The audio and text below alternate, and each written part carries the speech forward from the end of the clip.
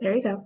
So I'm just going to jump right in. Um, so we're here today to talk about building a solid foundation and some of the essential components of a successful nonprofit.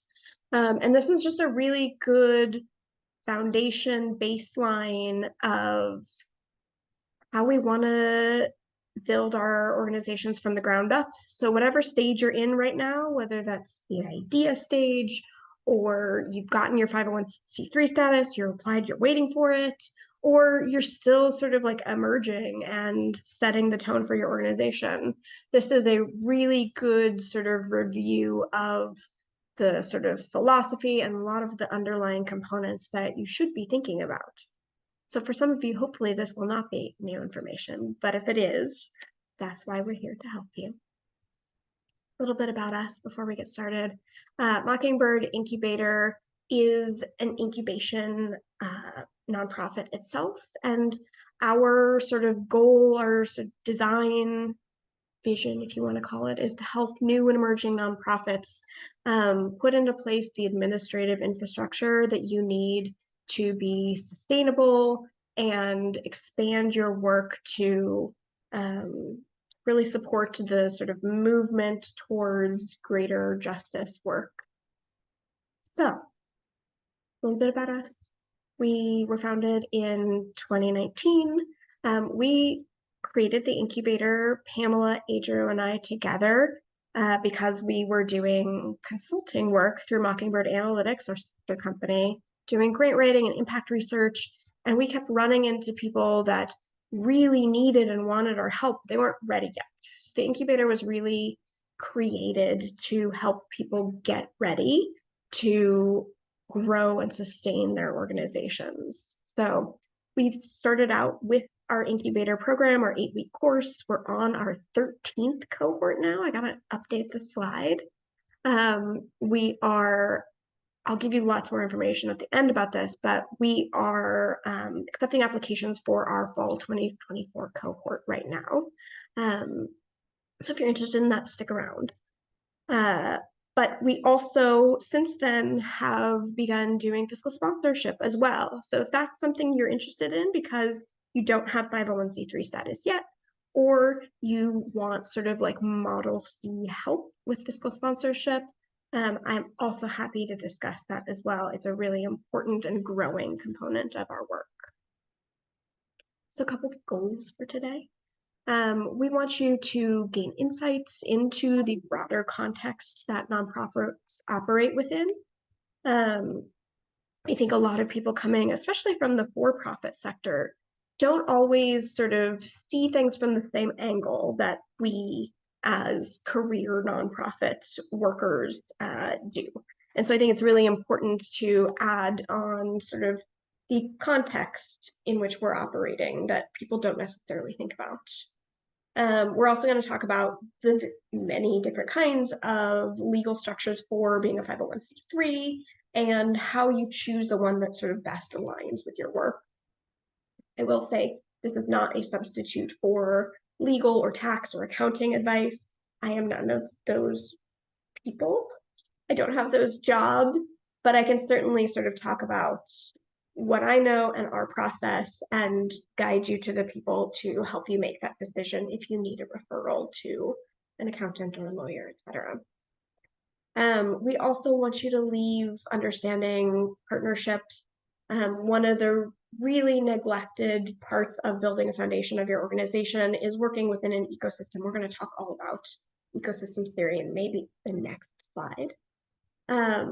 But making sure that you integrate that into the foundations of your work is an incredibly important value of ours as an organization.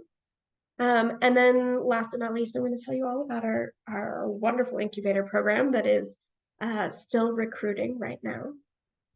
But again, if you have any questions throughout this presentation, drop them in the chat when you have them. And then once we get to the end, I'll answer all of them. I'm happy to stick around for a Q&A and talk about whatever is still sort of a burning question in your mind.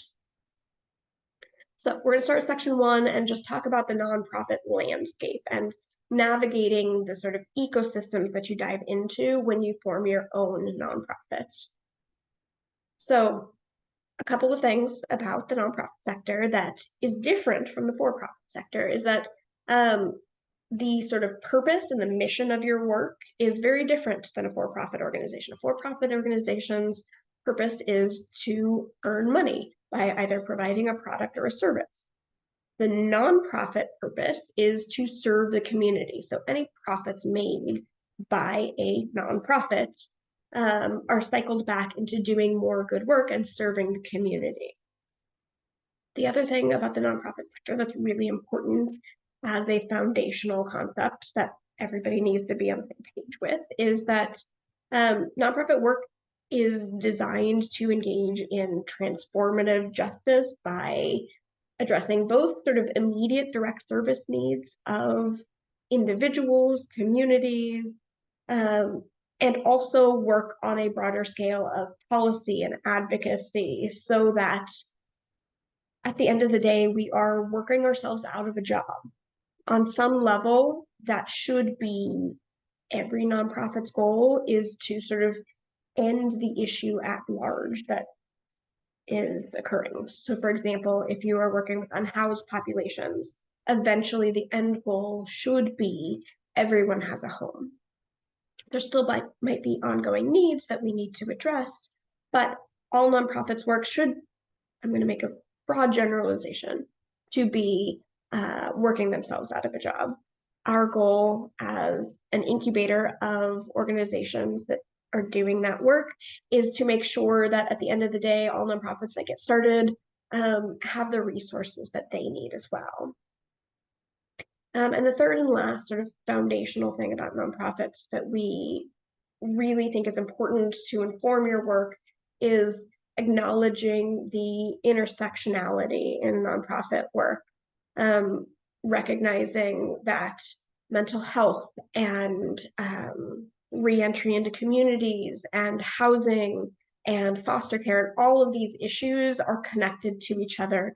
And that is why we put such a focus on this foundation of partnership within the sector and ecosystems as well. Because we also know that no one nonprofit is going to solve big, huge problems like working with unhoused communities and making sure that they have housing or food insecurity. It's going to take all of us working together, which is a tremendously apt segue into talking about nonprofit ecosystems theory, which is the foundation, the philosophical foundation running through our incubator program that we're going to talk about later. It's really important to us that everyone that we work with also is on the same page about the fact that nonprofit work doesn't exist in a vacuum. We need all of this, and we work within systems that support the whole community, and we each play a role in the sort of ecosystem of care and community building that we need to have supportive, healthy communities. That being said, ecosystems theory also very sort of importantly posits that we're stronger together. We need everyone. I think a lot of times people coming from for-profit culture bring in a mindset of competition. And I think that is actually very toxic within the nonprofit community. And it's really important to realize that our partners and the sort of momentum we build, we do together. And that's what we talk about throughout our incubator program. But it's a really important foundational value to have as you begin to build out your nonprofit. Like we mentioned before, and a very important part of ecosystems theories is the interconnectedness, the interwovenness of our work together.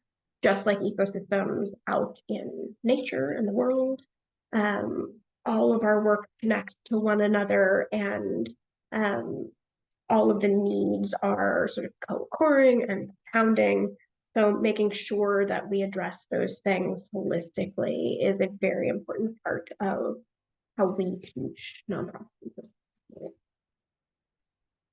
Also really important in the ecosystem theory is the idea of transformative justice. And this sort of repair and acceptance and conflict mediation that we provide, because we know all of us are coming to nonprofit work from a very different, unique, valuable perspective. But that doesn't mean there won't be conflict. That doesn't mean there won't be growth and learning along the way.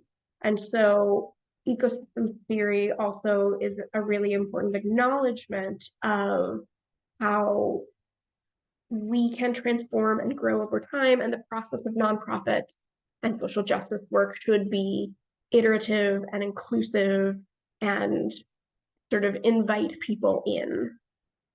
The other thing nonprofit ecosystems theory really promotes is the idea that advocacy and policy change are for everyone.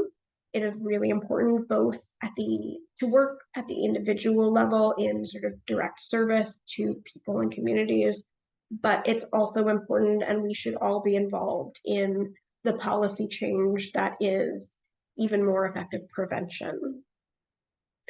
And the very last thing that's really important to acknowledge within this is that nonprofits' 501c3 status is a design and function of capitalism, and that is something we all have to operate under.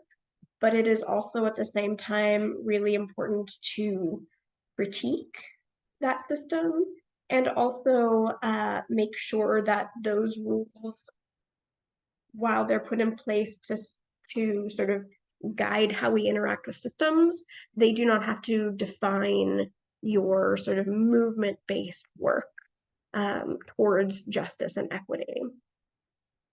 That's nonprofit ecosystems theory. That is the foundation for everything that we talk about. When we talk about sort of the rules of compliance and the nuts and bolts of running a nonprofit, it's really important to us to acknowledge that we're talking about the rules as they are, not as they necessarily should be. And some nonprofit 501c3 rules from the IRS and the state are not necessarily what our communities need. But it is important to know the rules of the game in order to know what should be pushed back against and how to sort of continue to participate in a productive way. So let's move on to section 2 and talk about the legal and governance baselines I was just talking about. So there's a bunch of, and hopefully you already know about this, and maybe you've already decided on which tax status is best for your organization. But even if you have, I think it's really helpful to know the landscape that you're working within.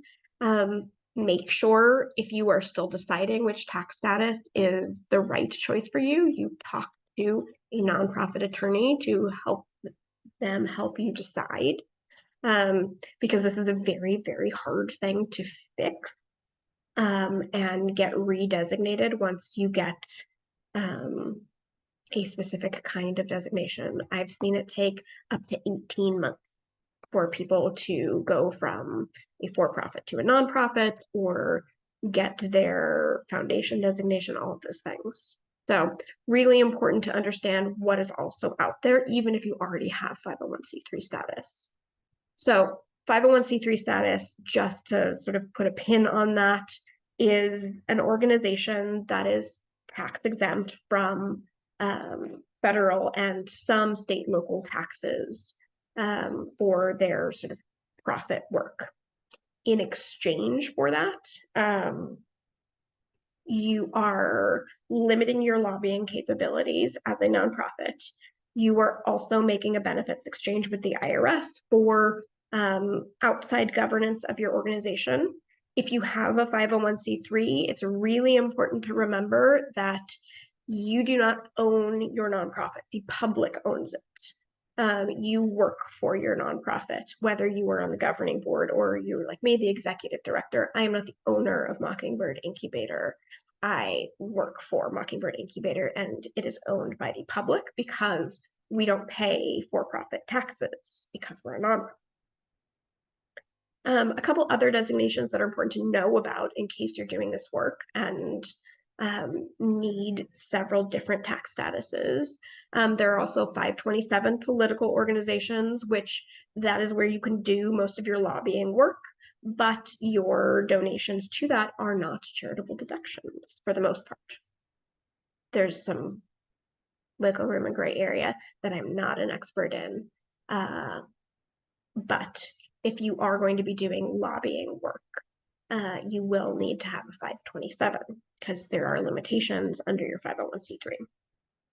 There are also 501c4s with a greater ability to lobby, but also their donations are not tax deductible as well.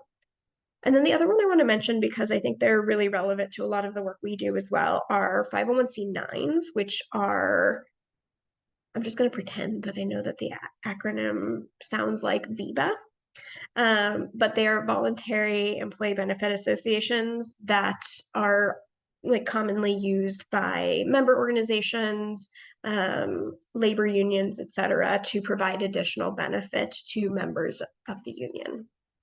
So if that is something up your alley, definitely talk to your attorney, get an attorney who specializes in union work. So those are some common determinations to know about, even if you already have 501c3 status. There are a lot more, but those are the ones that we see coming up most frequently. So, like I mentioned earlier, when you have 501c3 status, one of the sort of benefits exchanges you make with the IRS is that you have to have a governing board for your organization. And the IRS mandates that for an additional layer of transparency and oversight because your organization is owned by the public. And the board's role and goal is to make sure that your 501c3 is actually benefiting the public. So they sort of serve this function of extra oversight and pushing the people working within the organization to fulfill the mission serving the public. The first and only required board for a nonprofit is your governing board, and those people hold a fiduciary duty. If you're like me, fiduciary is not a term that you use often unless you're giving this presentation. A fiduciary is somebody who holds a legal or ethical relationship of trust to the organization, and their job is to sort of provide governance to the organization and make it stay on track. And every state in the US mandates that this is handled slightly differently. I can specifically speak to California because those are the rules under which we, as a 501c3, run our board. But Pamela can drop a link in the chat. There's an organization called Harbor Compliance that has a really great breakdown per state if you are not in California. So you are required to have the governing board. Period, end of story. How that happens varies a little bit state to state. But oftentimes you'll also see a couple other types of boards. You'll also see something called an advisory board. You are not required to have an advisory board. Advisory boards are there for a group of people who is not fiduciary. They're not taking on legal responsibility for the organization, but they're there to do what it sounds like, provide advice to the organization. So the employees of the organization are not legally required to take their advice like they are the governing board. However, advisory boards are really helpful when you're doing something super specific. Like the example I like to give is we did some work with a client called Arlington Gardens in Pasadena. And they had their governing board that ran the organization, made financial and legal decisions for the garden. But then they also had a really robust advisory board as well that did, it was made up of people that did horticultural work and master gardeners and landscape designers who really got into the sort of nitty-gritty specifics of how to run the garden and do the work of the organization. So if that sounds like something that would be really helpful to you, an advisory board is a good option that is separate from your governing board. Your governing board can also do some of that, but I like to keep them sort of separate in their roles. The other type of board that often comes up is a working board. And this is kind of an overlay over your governing and advisory board. And it's a really common way of operating when you're just starting out. You just got your 501c3 status and you need a little bit of extra help. So your working board will sort of step on and take some additional responsibilities beyond the traditional governance of the organization. So that might mean you have board members doing the work of the organization, running payroll, doing the accounting, helping in whatever ways you need hands on deck until you're able to hire like staff and outside vendors to help you run the organization. The key to a working board is that it should be temporary. And it should be goal driven so that once you have the funds and help on board on staff, the governing board can return to just governing the organization and not just doing the work of the organization.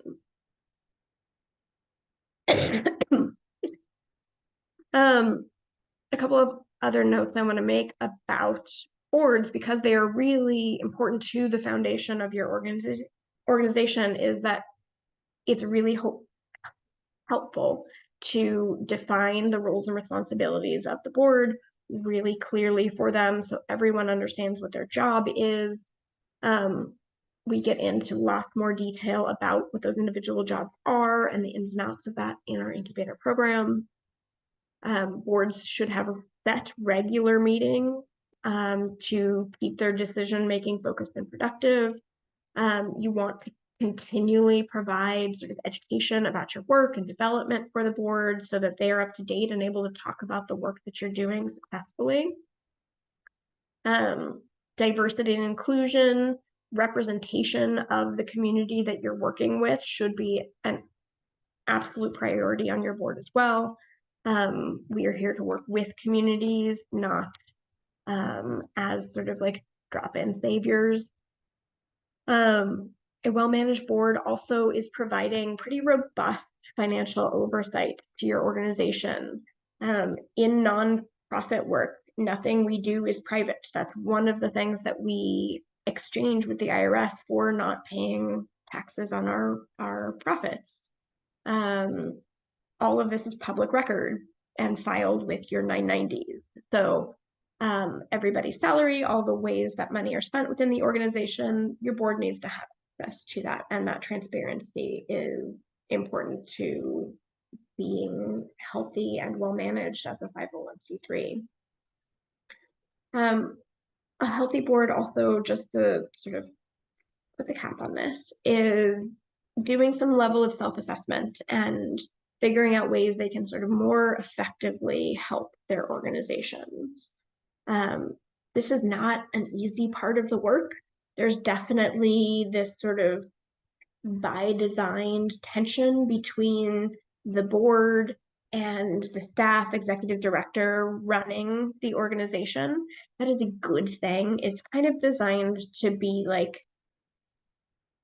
the sort of healthy tension between Congress and the executive branch when it is functioning well.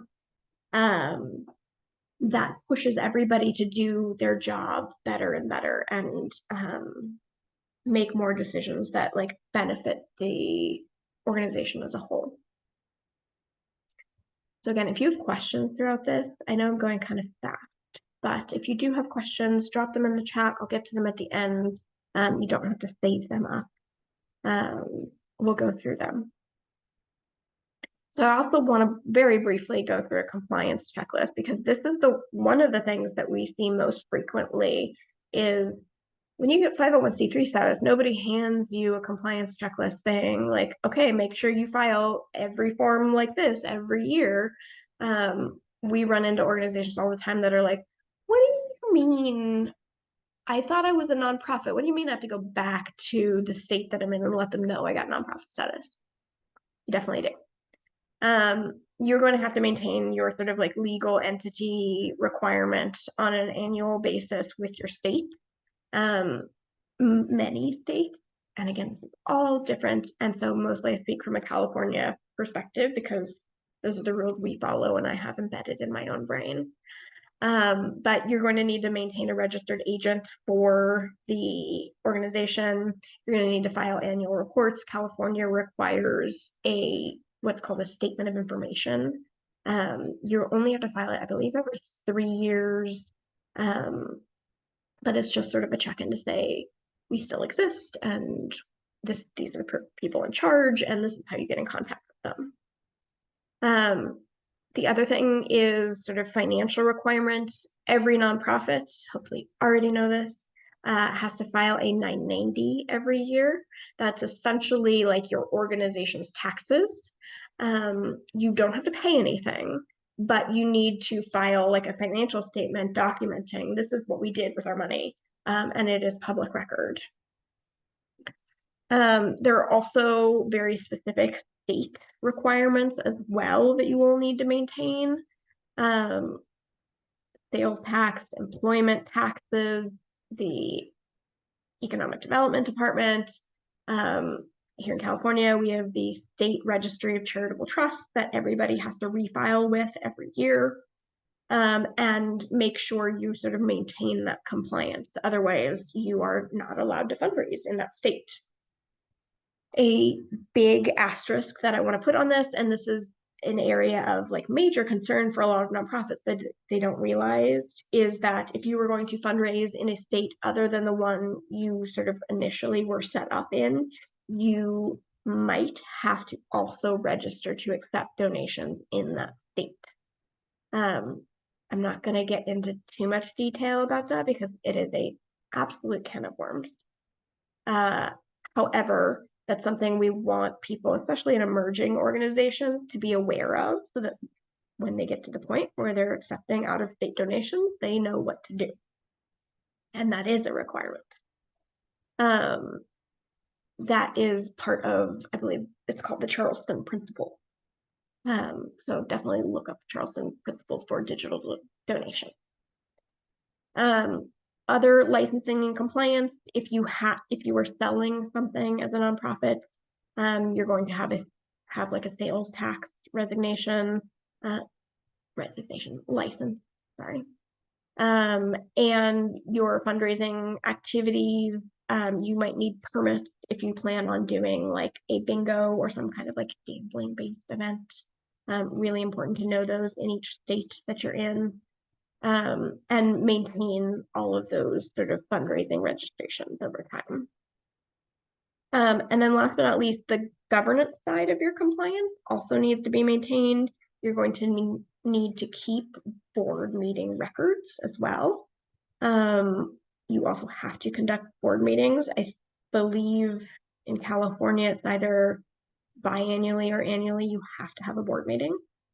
You're also going to need to maintain a conflict of interest policy, a whistleblower policy, and create and abide by a set of bylaws, which you will have to create as part of your incorporation in your state, as well as provide to the IRS.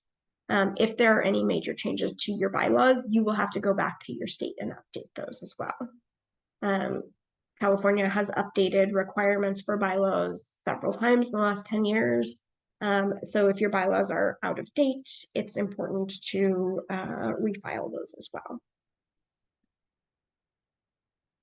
Okay, so let's talk about Section 3, partnerships. We talked a little bit about why this is important when we were talking about ecosystems theory, but this is a really important part of building this foundation we're talking about if you're a new emerging organization. And I want people to integrate into their work from the very beginning, in the spirit of ecosystems and mutual aid and support, and making sure that we're not siloed with this very like competitive individualistic mindset.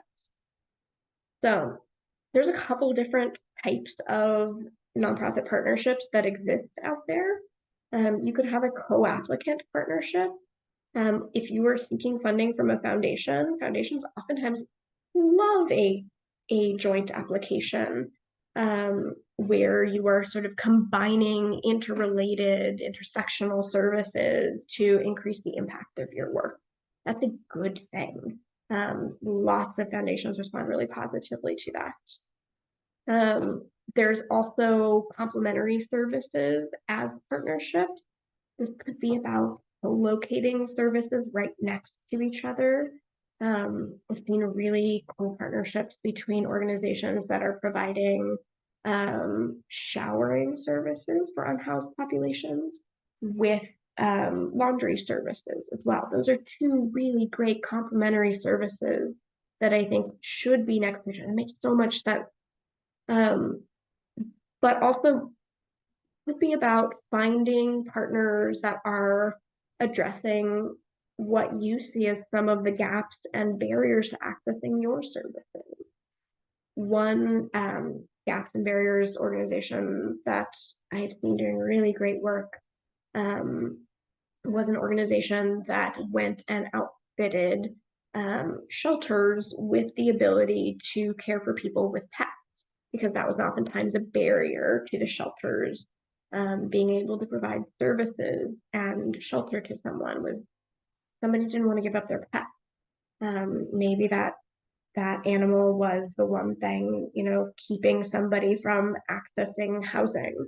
So this incredible organization went and outfitted shelters and provided veterinary care and all the things that they would need in order to not make having a pet a barrier to housing. Another really cool way you could partner with an organization is through a resource exchange.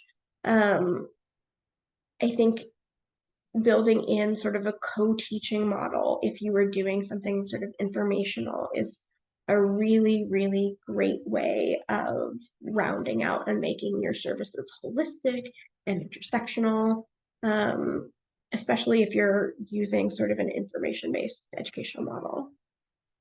And the last thing is coalitions. There are lots of existing coalitions out there. We've worked with a couple of them. One that comes to mind is the Southeast Los Angeles Collaborative. They convene like-minded partners. Really great to find one in your area of people serving sort of co-occurring needs and populations.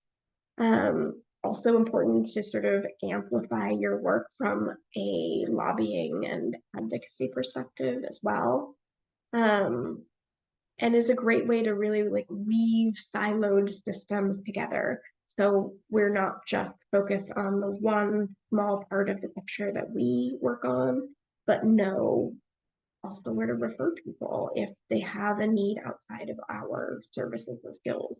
Because we know, again, one nonprofit is not going to solve incredibly complex, deep, systemic problems on their own. We're going to need everyone in this work.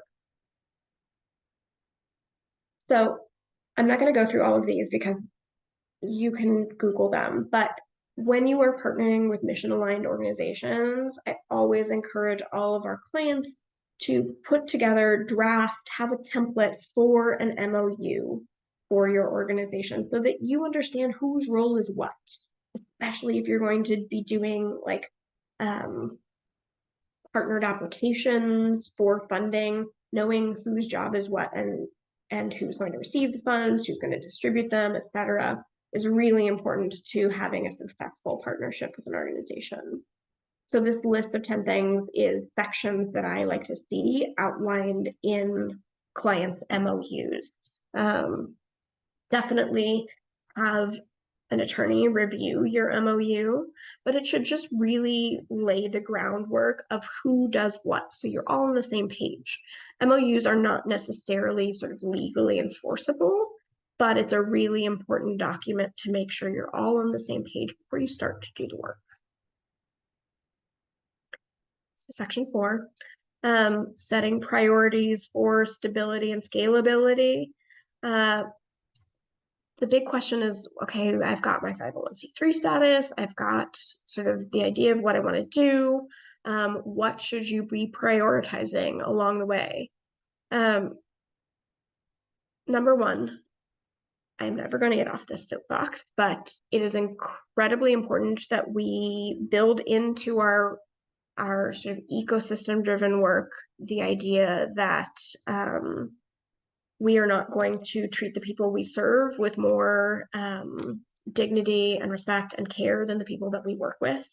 Nonprofits have a reputation for being really hard on their employees and paying them in the warm fuzzies. So I think it is incredibly important that we practice those same values with our employees as we do with the communities that we serve as well. So making sure that our values align with our employees as well, creating policies that are actually supportive and not extractive. Making sure that you are building in regular time to maintain your organizational compliance. This is a different ball game. There are very, very different nuts and bolts rules for running a 501c3 than there are a for-profit corporation. So even if you think you know, because you've run a for-profit before, you don't know. You're going to discover Easter eggs along the way for sure. And a lot of this we cover in our incubator program, but large-scale organizations, this is a full-time job. Maintaining the organizational compliance is not just once a year filing your taxes. It is an ongoing set of work that you do with everybody involved in sort of publicly supporting your work. Another thing that's really important, especially for long-term sustainability for your organization, is keeping your focus on diversifying your income streams. I see organizations coming to us all the time that are only getting funding from grants, and that is incredibly unstable and alarming. You should be doing multiple things to raise your yearly budget.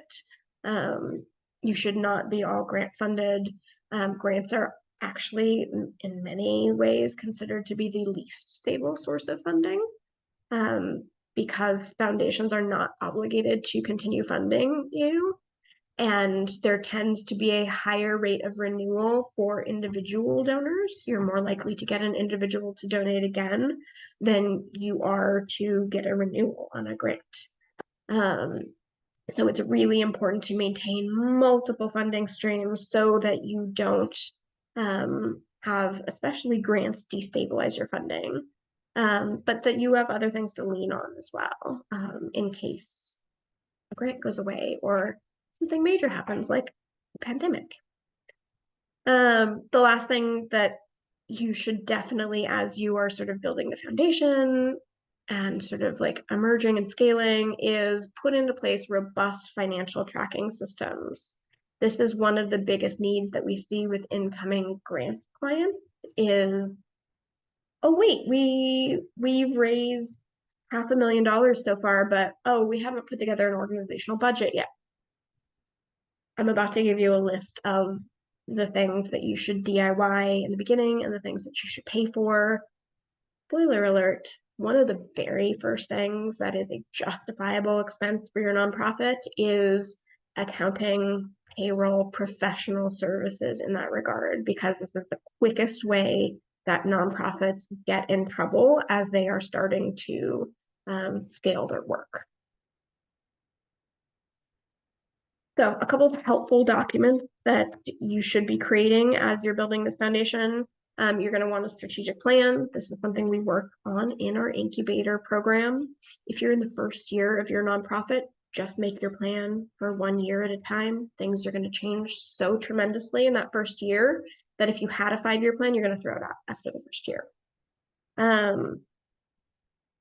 Once you get farther down the road, you have sort of like a steady pattern that you've identified for your work and sort of scalable growth, then you can plan for 3 years. But if you're at the very beginning of your organization, 1 year at a time is perfectly sufficient. Also think about creating a development or fundraising plan where you get into those diverse revenue streams, you figure out who you should be talking to, what events you should be having, etc. Should also have an evaluation plan so that you can talk about the impact of your work, what metrics you were tracking. foundations especially more and more, and even individual donors, donor-advised funds, are going to want to see impact metrics for your work. There is a whole lot of conversation in the space about how to do that sort of ethically and responsibly and in ways that are not extractive from communities. But that's something to think about as you start planning for how you talk about the impact of your work. You should also be building out the grant narrative language of your work.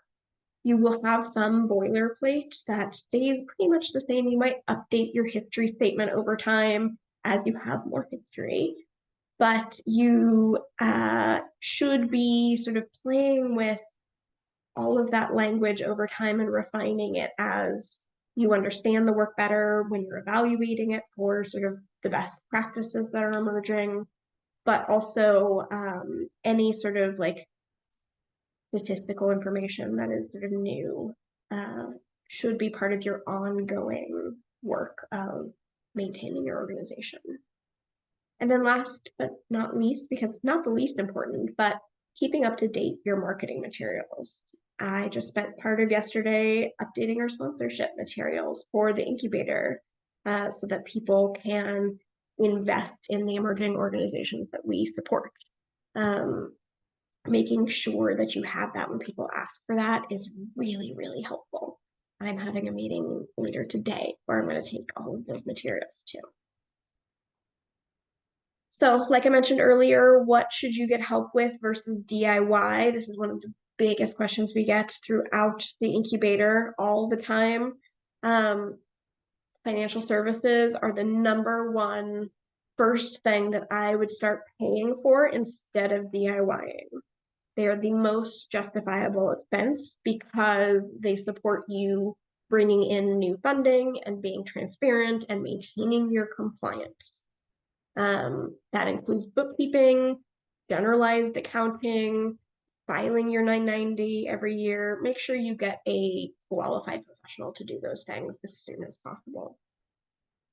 The next thing, getting a database set up to track the work that you are doing. Very important. There are very manageable tools out there that you can bring on to do this, but this is also in support of your fundraising and scalability over time to track the impact of your work. One of the things that I will keep my spicy opinions to myself, but like be very wary when you're setting up a database of being offered free licensing. There are platforms out there that are very, very malleable, but require extensive customization in order to be actually useful for your organization. And that is where those databases make their money off of when they're offering free licenses. So I won't name names, but keep that in mind if you see that sort of, we offer 10 free licenses. Website design, I think also one of the helpful things. You can DIY it yourself in the beginning, but eventually making sure that you have a sort of beautiful, well-designed website that really matches what you're saying to donors, is searchable by clients, using your SEO and your Google Ads grant if you're your own 501c3, really, really helpful. Paying for help managing our Google Ads grant as a nonprofit ourselves is, to me, a very justifiable expense. It creates a huge impact with people being able to find us, but it's fairly complicated to manage yourself. Grant writing, definitely something to get help with unless you were a professional grant writer yourself. A good grant writer, and I say this like slightly self-interested because we do this work, but grant writing has an invisible sort of layer of both strategy and sort of insider knowledge that is really helpful to have as you begin applying and knowing how to build those relationships. But you can start out that way yourself and then bring in a professional grant writer later if that's what's best for you. Other things that I see as really helpful to bring in outside help for are award management. If you are awarded, if you're an emerging organization and awarded a pretty large grant, getting some help managing a large grant, like I'm talking 100K, several $1 million, if you were lucky to win that, get some help investing in award management. Also, fiscal sponsorship as well can provide an extra sort of like layer of help successfully managing an award so that you get to a place where you're in good standing and can bring in more of that and get practice managing that money, because it is different than like a loan would be or a donation. The things that I would DIY, your social media. It's great to establish a presence and be consistent so people know that you're out there doing the work. But social media is not the end all be all of your work. Consistency is just what we're shooting for with our clients. I would DIY your events as much as possible. You don't need a fancy like gala planner to do them, just everybody pitching in. DIY your strategic planning. You don't need to pay $20,000 to a consultant to get your strategic planning going. We cover that in our incubator program. Until you become a multi-million-dollar organization, strategic planning can be done in-house. I see people all the time who spent tens of thousands of dollars on strategic planning, and then it just becomes a document that they put up on the shelf, and it really turns into what amounts to an annual report, and there's no strategy in it. So, last but not least, make sure you try DIYing your newsletters, your content creation. I would wait to outsource that until later down the road when you have sort of a legit marketing budget. So I'm going to talk a little bit about the incubator program. This year for fall, we are accepting 20 organizations to receive a full scholarship to our program. The program is free because of our wonderful friends at Give Better, who we adore and have worked with like this is third cohort with them. They do really wonderful work. The cohort starts on September 6th. It is completely virtual via Zoom. It happens every Friday for 8 weeks. And we also do a lot of things within that. So if you are interested, you're in the new emerging stages, you're fiscally sponsored, you just got your 501c3 status, then this is a great place to start. We teach you all of the sort of nuts and bolts, inside baseball rules of how to run a nonprofit.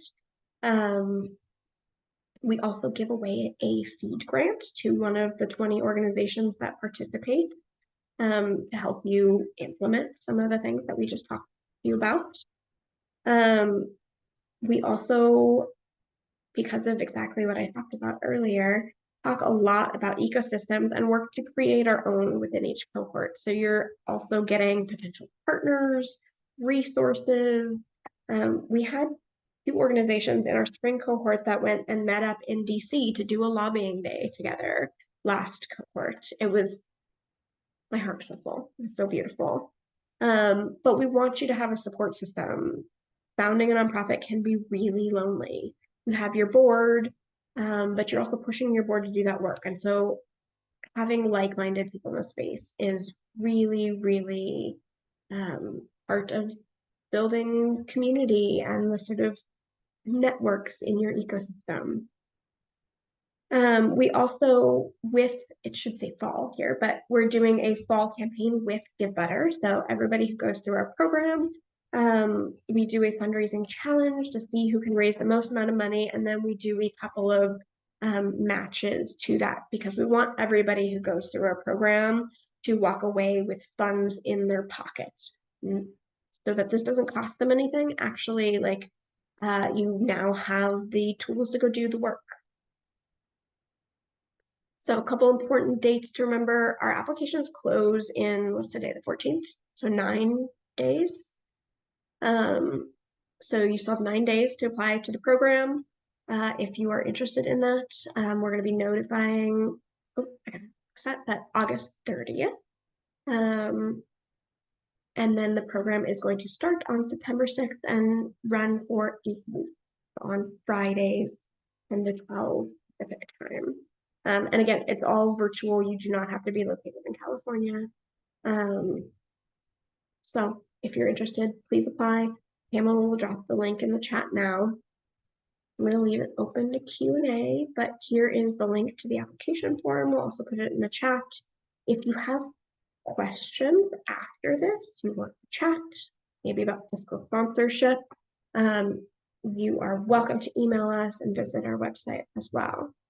But I'm going to take a look at the questions now and see.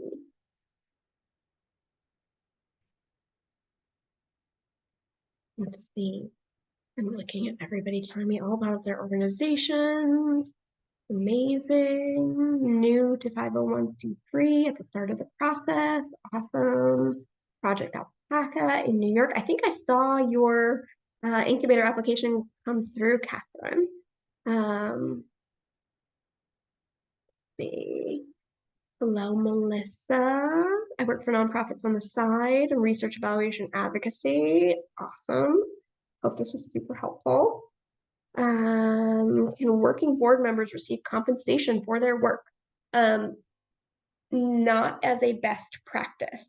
I believe some states allow for compensation of board members, but I, as a hard and fast best practice rule, say no, absolutely. If somebody is your governing board member, they should not be compensated for their work. That is a conflict of interest.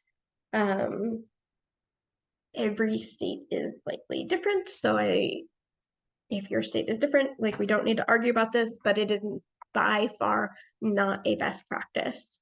If somebody is being compensated for their work, they're either a consultant or an employee, but should not be on your board. Leslie has a question that says, does that mean if I passively receive money from someone who lives out of state that I have to do something more? Yes. Digital donation law, the Charleston Principles.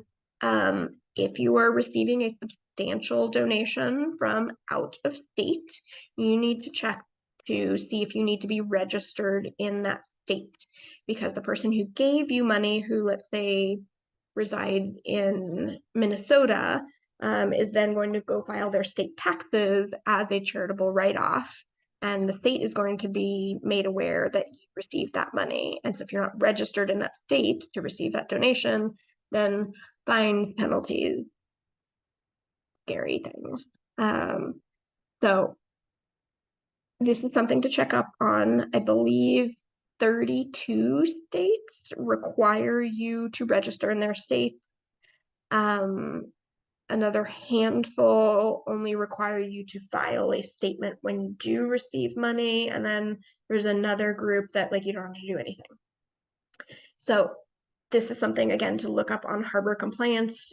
We partnered with them in the past. They do really good, thorough compliance checks around digital donations like that. If you are, like, not prepared to receive donations from out of state because you're not ready to register for them, number one, consider proportionality. So if you're receiving $5 from Minnesota and the registration fee in Minnesota is $250, weigh things, talk to your accountant and attorney. But it's really important to sort of be aware, if you're receiving something that's going to be written off as a substantial donation, probably, if that state requires it, they're going to be notified about that. So something to keep in mind. And if you are not prepared to receive those donations and register in those states, you can put an exception rule on your donation page saying, we are not currently registered in these states, we don't accept donations from them. Again, this is a can of worms. I am being very, I'm simplifying this tremendously as I talk about it. So it is something that you should talk about with your accountant and legal counsel to make the best decision that is right for you. but it is something that I always bring up because I want people to be aware, because we as grant writers see this penalty come down for clients all the time because they are not aware. So I say this not to create fear, but just to create awareness that like registering per state when you're just receiving donations is a thing. All right. Yeah, Leslie, ugh, it is not ideal. I wish there was sort of like a universal way to handle that, but that's the complication of having like state versus federal regulations. Kate is asking about, is the incubator meant to be more of a surface level for the beginning nonprofits, or is it also a deeper dive into developing and building? I would say it's a very deep dive, but it is primarily focused on the administrative infrastructure, the complications of some of the things we just talked about, like registering in individual states. We do not do ideation work. The nonprofits we select have a sort of fully developed idea for the services that they're going to provide, even if they've not begun providing them yet. We also require that you either currently be fiscally sponsored or have your own 501c3 status already. Otherwise, you won't be able to raise funds through GiveButter. You can't receive our grant. So you have to be your own nonprofit in whatever way already. Thank you so much, Leslie. If anybody has any other questions, please feel free to, oh, I see another question popped up. Do you recommend nonprofits balance the urgency of immediate needs with a long-term vision of sustainable growth when they're trying to build capacity? Yeah, I think that's always going to be very tricky, no matter what size organization you are. You should be both looking into the future. Yes, we can add the link again to the application as well. Pamela will drop it in the chat. There you go. Thank you. I think at the very beginning of your organization, this is why I talk about, and when we teach the incubator, we teach a 1-year strategic plan, because what you learn in the first year is going to be so profound.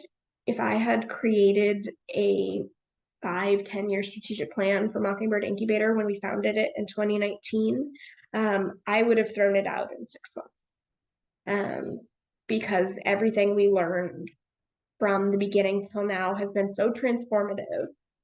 This is not the same organization that we started out with. So we really focus on getting to the sort of fundamentals of things that you need as you're emerging, but also setting you up so that you can start sort of visioning for what a 3-year, what a 5-year, what a 10-year plan could look like down the road. And spoiler alert, a lot of that is about being able to evaluate your own progress at the end of the day, both internally and sort of externally with the work you're doing and the impact that you're having. So, unless anybody has any other questions, thank you so much for being here today. Is there any other course that you guys are offering for helping with bylaws and all of that first part? We do offer a self-paced introduction to nonprofit management that is available on our Teachable platform. There's a link on our website as well to that if you just want to start there. I think it's a much expanded version of what we kind of talked about here today. And it's where I direct people that maybe don't have 501c3 status or a fiscal sponsor yet. They're still in the idea phase. That's where I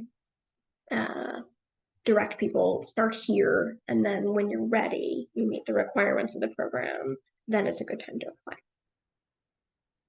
What if you can't attend for 2 weeks? We would love to have you substitute in somebody, but we do, for our incubator program, record so you can watch the recordings as well. We do require 90% attendance of the workshops in order to be eligible to apply for the grant that we give away.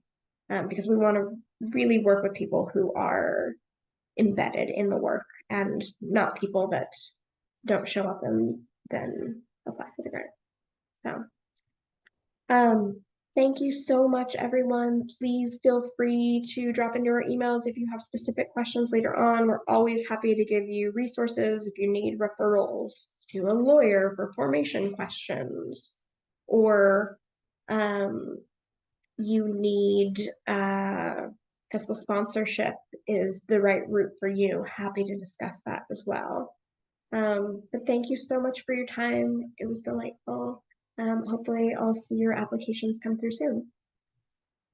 And yes, Pamela will link the intro course for you all, but thank you so much to you as well.